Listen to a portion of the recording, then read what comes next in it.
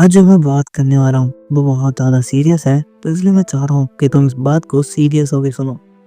देखो, जो main problem है वो तो मैं तुम्हें लास्ट में बताऊँगा, बट उससे पहले मैं तुम्हें अपनी गरीबी की दास्तान सुनाना चाहता हूँ। सबसे पहले तो मैं तुम्हें बता दूँ कि जिस माइक से मैं अभी रिकॉर्ड कर रहा हूँ वो पूरी तरीके से टूट चुका है और रिकॉर्ड करने के लिए मेरे पास माइक भी नहीं है। ये ब्रेक लेना यूट्यूब से तो सिर्फ़ एक बहाना है, क्योंकि रिकॉर्ड करने के लिए माइक नहीं है और स्टोरेज मोबाइल में नहीं है। तो इसलिए मुझे कुछ टाइम के लिए यूट्यूब पे वीडियो ना डालने की वजह देनी पड़ी। मैं तुम्हें अपनी गरीबी की दास्तान इस तरीके से बता सकता हूँ कि मैं बचपन में सोचा करता था कि गरीबों में पैसा बाँटूँगा, पर अब वक़्त ऐसा है कि सोचता हूँ कि खुद किसी से माँग लूँ, और माँगने जाता हूँ तो कोई यकीन नहीं करता कि पैसे नहीं हैं। क्या करूँ, दिन ऐसे आ गए हैं, समझाना मुश्किल है, बताना मुश्किल है। पर तुम लोग को बताने आया हूँ, शायद मेरी मदद अब तुम लोग ही कर पाओगे। असल में गरीबी इस चरम सीमा पे है कि कच्छों में 10 छेद हैं पर बदल नहीं सकते हैं, और प्रॉब्लम तो इतनी सारी है कि बता नहीं सकते। फिलहाल जो मेन प्रॉब्लम है उस पर फोकस करते हैं। तो कुछ दिन पहले मेरी लिया से बात हुई। उसने मुझसे बात की, मैंने उससे बात की, मैं उसके प्यार में गिर गया। हाँ, मुझे पता है ये थोड़ा सा जल्दी हो गया, बट हमारे यहाँ ऐसा ही होता है। उसने कहा कि क्या तुम मुझे डेट पर लेके जाओगे? मैं उसे हाँ भी कैसे कहता जब मेरे पास पैसे ही नहीं थे। मैंने उससे कहा कि हमें इतना जल्दी ये सब नहीं करना चाहिए, पर उसको मैं क्या बताता अपनी गरीबी की दास्तां, तो इसलिए तुम्हें सुनाने आ गया। उसने डेट के लिए भी पूछ लिया।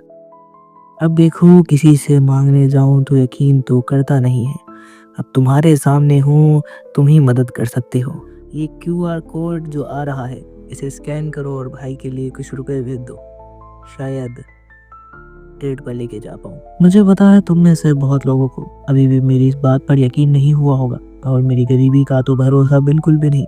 तो अपनी गरीबी की एक और दास्तां तुम्हें सुनाना करता हूँ, सुनकर जाना। कुछ तो बनती नहीं पड़ रही थी, तो दोस्त ने मशवरा दिया कि भाई तू एटीट्यूड में रहना शुरू कर दे। मैंने एटीट्यूड में रहना शुरू किया, तो जो 2-4 लड़कियां रिप्लाई करती थी उन्होंने ये कह के रिप्लाई करना छोड़ दिया कि भाई तेरे में किस बात का एटीट्यूड है, तेरी तो शक्ल भी अच्छी नहीं है। तो दोस्त ने समझाया कि भाई तू टेंशन मत ले, लड़कियां शक्ल नहीं दिल देखती हैं। तो फाइनली एक लड़की से बातचीत होना शुरू हुई, तो उसको मेरा दिल का बड़ा अच्छा लगा। तो उसने मुझसे अपनी यूनिवर्सिटी की फीस के लिए 50,000 रुपए मांग लिए। तो जैसे ही मैंने उसे पैसे सेंड किए तो उसने मुझे ब्लॉक कर दिया। तो इस वाकये से समझ आई कि सारी पैसे की गेम है, तो मैंने पैसा कमाना शुरू कर दिया। तो फाइनली एक लड़की से बातचीत होना शुरू हुई, जिसे ना तो मेरी गंदी शक्ल से कोई फर्क पड़ता था और ना ही मेरे लो स्टेटस से कोई फर्क पड़ता था। अगर उसे सिर्फ कुछ चाहिए था तो वो मेरा पैसा था, मगर वो मुझसे प्यार सच्चा करती थी। वो मुझे हमेशा कहती थी कि उमर, हम कभी भी एक दूसरे को हाथ तक नहीं लगाएंगे। तो मैंने कहा फिर हमारे बच्चे कैसे होंगे? तो कहते कि मेरा एक बेस्ट फ्रेंड है, वो मेरी हेल्प करेगा।